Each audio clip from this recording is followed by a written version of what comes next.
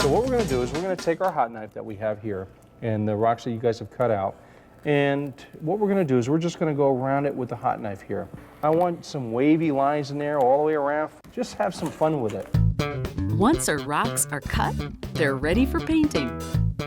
What we're going to do is you take your rock here, and we've got our great volunteers here, and you want to get a little bit of paint on the brush, but the bottom thing is you don't want to do this, because the paint won't get into the crevice. That's the opposite of what I think you would That's do exactly with a it. paintbrush. What you want to do is just get a little paint, and I call it schmudging.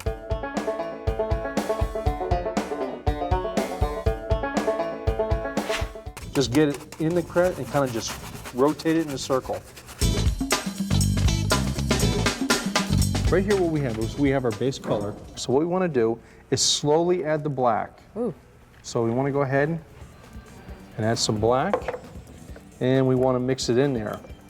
And look what happens. You just kind of lay it on the side Oh, look at that. so you get to see how deep the color is. You have your squirt bottle, but we're going to use the water from it. And it wants to be a little bit less than melted ice cream. So we all know what melted ice cream looks like.